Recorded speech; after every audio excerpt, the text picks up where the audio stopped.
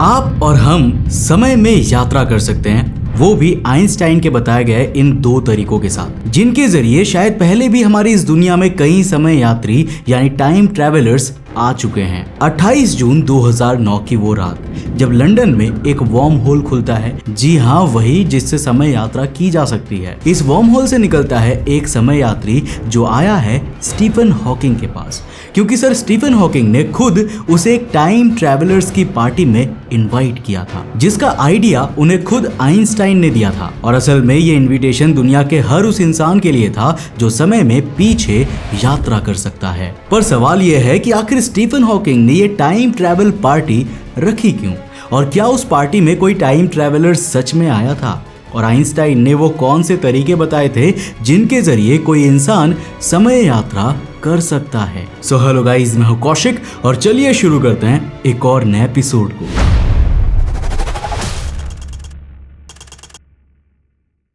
दोस्तों वीडियो में आगे बढ़ने से पहले जिस तरह आप मेरे साथ YouTube पे कनेक्टेड हो, मैं चाहूंगा कि आप उसी तरह मेरे साथ Instagram पे भी जुड़ जाओ। ये है मेरा Instagram का user handle, link description box में, जाके फॉलो कर लेना। साल 2003 न्यूयॉर्क। एंड्रू कार्लसन नाम का एक आदमी सिर्फ $800 से ट्रेडिंग शुरू करता है और 2 हफ्तों में $350 मिलियन कमा लेता है। हर स्टॉक परफेक्ट, जैसे उसे फ्यूचर पता हो।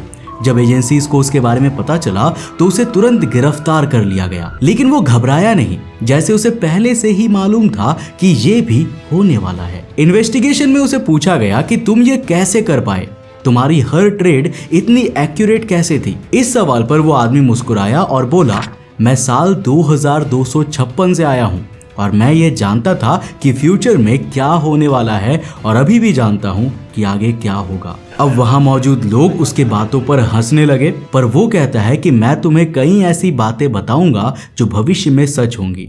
इसके बाद एंड्रू कार्लसन कहता है, मैं एड्स का क्योर और ओसामा की लोकेशन बता सकता हूँ। अब शायद ये बातें उसने उन अमेरिकन एजेंट्स को बताई भी, पर उसके बाद कुछ अजीब हुआ। अचानक उसे बेल मिल गई और वो हमेशा के लिए गायब हो गया। कहते हैं कि इस घटना के बाद FBI ने उस आदमी को ढूंढने की कोशिश की, पूरा अमेरिका छान मारा, पर एंड्रू कार्लसन फिर कभी किसी को भी नहीं दिखा। तो क्या एंड्रू कार्लसन सच में एक टाइम ट्रैवलर था जो भविष्य से समय में पीछे आया था? और क्या हम भी कभी भविष्य में समय यात्रा करके समय में आगे पीछे जा सकते हैं? यही सेम सवाल आया था साल 2000 के दौरान, जब great scientist sir Stephen Hawking Einstein की थियोरी ऑफ रिलेटिविटी के स्पेस टाइम कॉन्सेप्ट को दोबारा पढ़ रहे थे। तब अचानक उनके भी मन में यही सवाल आया, क्या हम इंसान जो आज मैथमेटिक्स में वर्म होल्स और वार्प ड्राइव जैसे कॉन्सेप्ट्स के जरिए समय को मोड़ रहे हैं, क्या ये चीजें भविष्य में इंसान को सच में समय यात्रा करवा पाएंगी? क्या हम सच में समय में आगे पीछे जा सकते हैं? तुम्हारी या मेरी तरह वो भी किसी भी हालत में इन सवालों का जवाब जानना चाहते थे। इसीलिए उन्होंने एक एक्सपेरिमेंट कंडक्ट किया जो साबित कर सकता था कि भविष्य में समय यात्रा हो सकती है या नहीं हो सकती। और इसी एक्सपेरिमेंट का नाम था द टाइम ट्रैवल पार्टी। अब चलिए इसे थोड़ा डिटेल में समझते हैं और देखते हैं कि क्या सर स्टीफन हॉकिंग सीक्रेटली इस पार्टी में किसी टाइम ट्रैवलर से मिले थे। 28 जून 2009, कैम्ब्रिज की ठंडी और शांत रात। कॉलेज के पुराने हॉल में सुनहरी रोशनी झिलमिला रही है, हवा में हीलियम गुब्बारे धीरे धीरे हिल रहे हैं और टेबल पर सजी शैंपेन की बॉटल्स ठंडी हवा में चमक रही है। इन सब के बीच दीवार पर एक बैनर लगा है जिसमें लिखा है, वेलकम टाइम ट्रैवलर्स। पर सबसे इंटरेस्टिंग बात है, उस हॉल के बीचों बीच एक व्हील चेयर पर बैठे सर स्टीफन हॉकिंग, दुनिया के सबसे अद्भुत दिमागों में से एक, जो उस रात किसी मेहमान का नहीं बल्कि समय का इंतजार कर रहे थे। हॉल का हर कोना सन्नाटा से भरा था, घड़ी की हर टिक हवा में गूंज रही थी, जैसे ब्रह्मांड खुद इस एक्सपेरिमेंट को देख रहा हो। उन्होंने एक पार्टी रखी थी, लेकिन कुछ स्पेशल लोगों के लिए, ऐसे लोग जो अभी पैदा भी नहीं हुए, जो भविष्य में कभी टाइम ट्रैवल का राज सुलझाकर अतीत में लौट सके। और हाँ, ये बात सच है।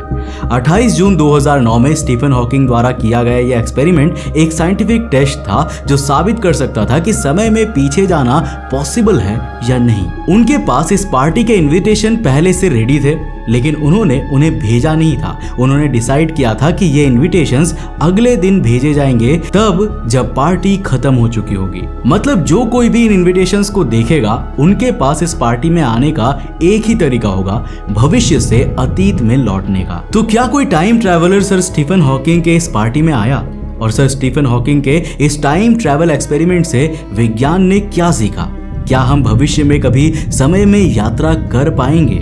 इन सभी सवालों के जवाब को समझने से पहले हमें एक इंपॉर्टेंट कॉन्सेप्ट को समझना पड़ेगा, जिस पर यह पूरी कहानी बनी है, और वो कॉन्सेप्ट है समय।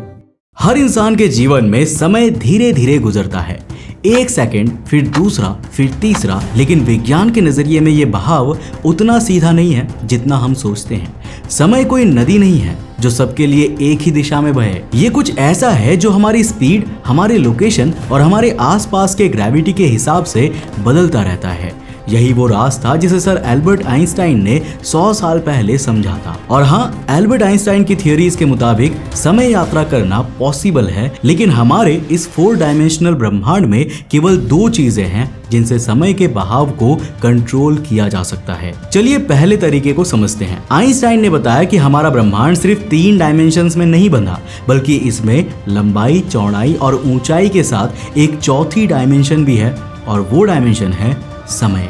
जब ये चारों मिलते हैं तो बनता है एक विशाल जाल, जिसे वैज्ञानिक कहते हैं द स्पेस टाइम। इस जाल में हर ग्रह, हर तारा और हर जीव किसी न किसी दिशा में चल रहा है। जब कोई वस्तु स्थिर यानी कि रुकी हुई होती है तो भी वो पूरी तरह से समय में आगे बढ़ रही होती है, लेकिन जैसे जैसे वो स्पीड पकड़ती है उसका सफर समय में धीमा होने लगता है। फॉर एग्जाम्पल, अगर कोई एस्ट्रोनॉट लाइट स्पीड से ब्रह्मांड में ट्रैवल करे तो उसके लिए समय धीमा हो जाएगा। मतलब जब वो वापस पृथ्वी पर आएगा तो उसे लगेगा कि उसने तो अंतरिक्ष में लाइट स्पीड पर बस कुछ ही घंटे ही सफर किए हैं, लेकिन उस दौरान धरती पर कई साल बीत चुके होंगे।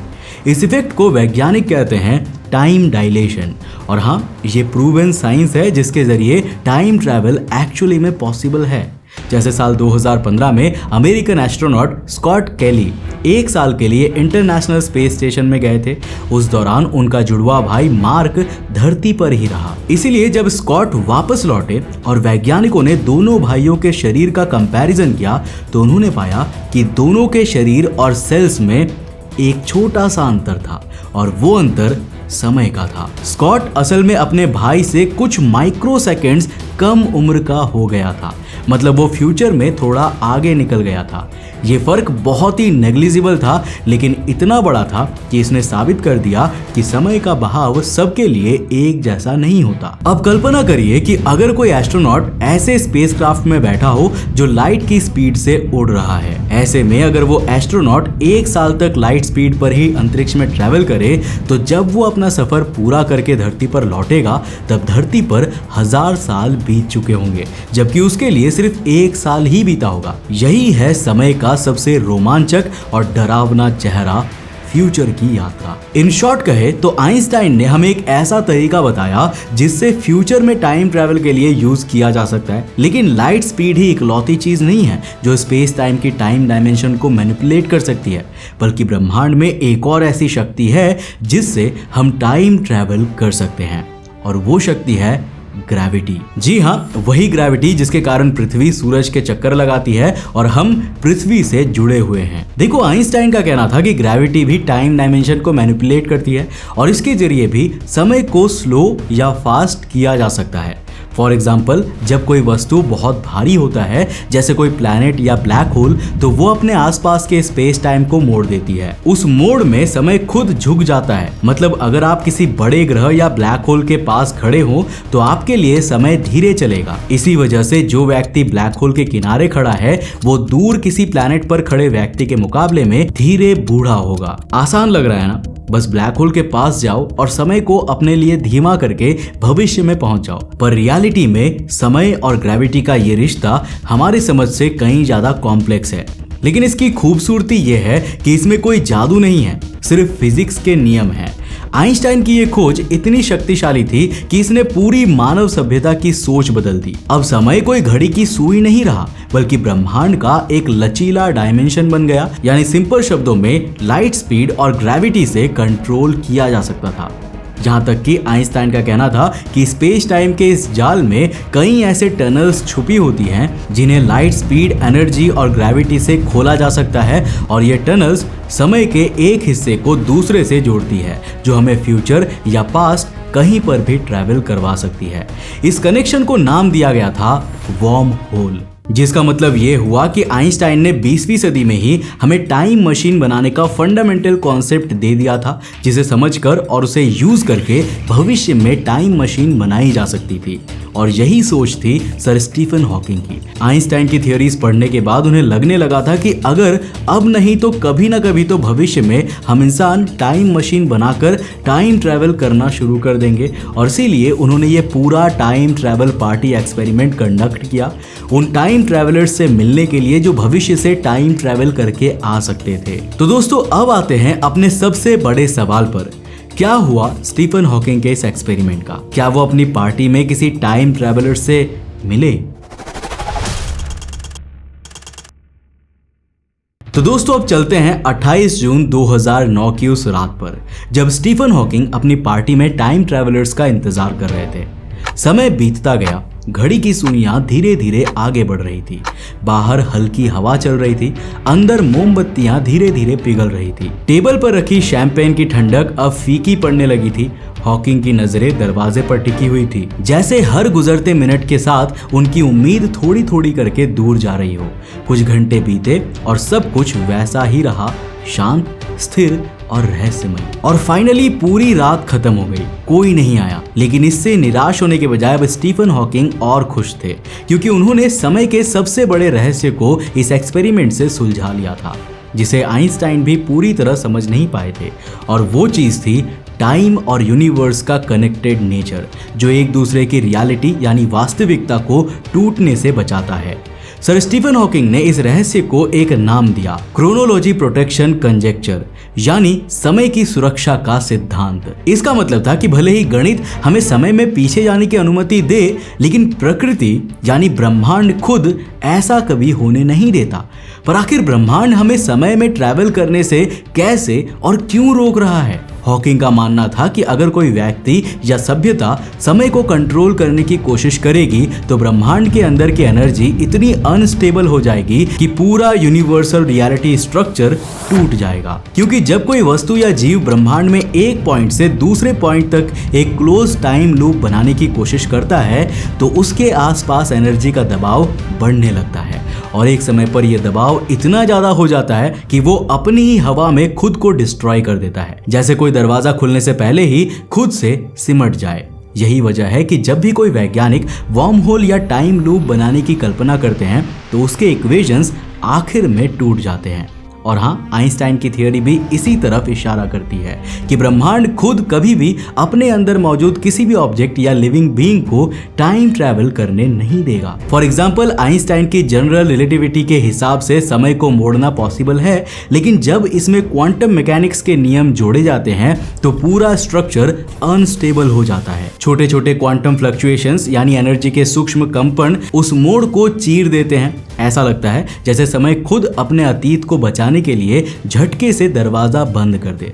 हॉकिंग ने इस कॉन्सेप्ट को बहुत ही सिंपल शब्दों में समझाया था, और उनके इस टाइम ट्रैवलर पार्टी एक्सपेरिमेंट के बाद उनकी ये थियोरी और भी ज्यादा मजबूत हो गई थी। हॉकिंग के इस विचार ने साइंटिफिक दुनिया को हिला दिया। मोस्टली विज्ञान जगत में उनके इस थॉट को एक यूनिवर्सल ट्रुथ माना जाता है, और इसका एक सिंपल सा रीजन है, अगर ब्रह्मांड खुद टाइम ट्रैवल करने से किसी को ना रोके और समय यानी टाइम डायमेंशन को प्रोटेक्ट ना करे तो हमारी दुनिया हर सेकंड बदल रही होती। कोई भविष्य से लौटकर इतिहास मिटा देता, कोई अपने ही जन्म को रोक देता, लेकिन ऐसा कभी हुआ नहीं। शायद इसीलिए क्योंकि ब्रह्मांड खुद ऐसे कॉन्ट्राडिक्शंस को होने से पहले ही डिस्ट्रॉय कर देता है। पर यहाँ पर कुछ वैज्ञानिक ऐसे भी हैं जो मानते हैं कि स्टीफन हॉकिंग सही है कि यूनिवर्स समय के बहाव में होने वाले चेंजेस को रोकता है, लेकिन इसका मतलब ये भी नहीं है कि टाइम ट्रैवल पॉसिबल नहीं है। कंफ्यूजिंग लग रहा है ना? वेल, अगर सिंपल शब्दों में कहूं तो यहाँ पर वैज्ञानिक एक मॉडर्न थियोरी का जिक्र करते हैं, द मल्टीवर्स थियोरी। क्योंकि समय के साथ जैसे जैसे क्वांटम मैकेनिक्स की अंडरस्टैंडिंग बढ़ती गई, वैसे वैसे एक और थियोरी फेमस होती गई, मल्टीवर्स।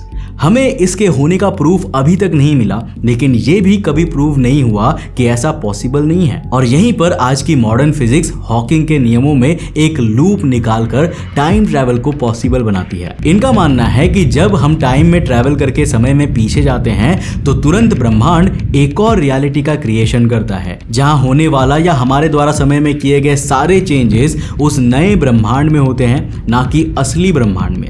इस तरह असली यूनिवर्स अपनी वास्तविकता को भी बचाए रखता है और हम टाइम ट्रैवल भी कर सकते हैं। और हाँ, इस तरह टाइम ट्रैवल करने पर आप जो चेंजेस करके अपने समय में वापस आएंगे तो आप अब उस नए ब्रह्मांड की रियलिटी में होंगे जिसे आपने बदला है। शायद आपको पता भी नहीं चलेगा कि अब आप एक बिल्कुल नए ब्रह्मांड में हैं। आपको बस लगेगा कि आपने अपने समय में कुछ चेंजेस किए हैं, जिनका रिजल्ट भी आपको इसी रियलिटी में मिलेगा। और जितनी बार आप ये करेंगे, बार बार समय में ट्रैवल करेंगे, हर बार आप एक नए ब्रह्मांड का क्रिएशन करेंगे और कभी भी आप पहले वाले ब्रह्मांड की रियलिटी में कोई बदलाव नहीं कर पाएंगे। इस तरह देखा जाए तो शायद हॉकिंग की उस पार्टी में भी कोई ना कोई टाइम ट्रैवलर पहुंचा होगा, जिससे एक नया ब्रह्मांड क्रिएट हुआ होगा, जहां हॉकिंग का ये एक्सपेरिमेंट सक्सेसफुल हुआ होगा और टाइम ट्रैवल प्रूव हुआ होगा। लेकिन हमारी रियलिटी उस टाइम ट्रैवल के तुरंत बाद ही उस टाइम ट्रैवल से अलग हो गई थी। ये सब सुनने में काफी कंफ्यूजिंग और साथ ही फैसिनेटिंग लगता है, और यही वजह है कि मुझे यूनिवर्स और उसके इन कॉन्सेप्ट्स को पढ़ना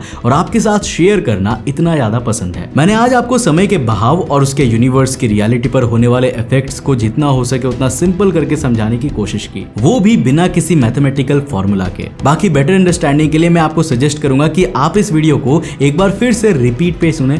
आई होप कि आपको आज का ये वीडियो काफी पसंद आया होगा। वीडियो से रिलेटेड कोई भी सवाल हो तो आप मुझे कमेंट बॉक्स में लिख करके बता सकते हो। अगर वीडियो पसंद आया और कुछ नया सीखने को मिला तो इस वीडियो को लाइक करने के साथ साथ अपने दोस्तों के साथ जरूर शेयर करना। अगर आप नए उस चैनल पे तो इस चैनल को सब्सक्राइब करने के साथ साथ नोटिफिकेशन बेल ऑन कर देना। और अगर आपको ये वीडियो पसंद आए ना तो मैं आपको रिकमेंड करूंगा कि आप अगली वीडियो इसे जाकर जरूर देखना, जिसमें हमने बात किया है रशिया के एक ऐसे शहर के बारे में जहां पर कुछ बहुत ही डरावना होता है, ऐसा जिसके बारे में सुनकर आपके रोंगटे खड़े हो जाएंगे। पर आखिर वहां पर ऐसा क्या होता है, जानने के लिए इस वीडियो को जाकर देखना, बहुत इंटरेस्टिंग है। मैं मिलता हूं आपको नेक्स्ट एपिसोड के साथ, तब तक के लिए बाय, जय हिंद।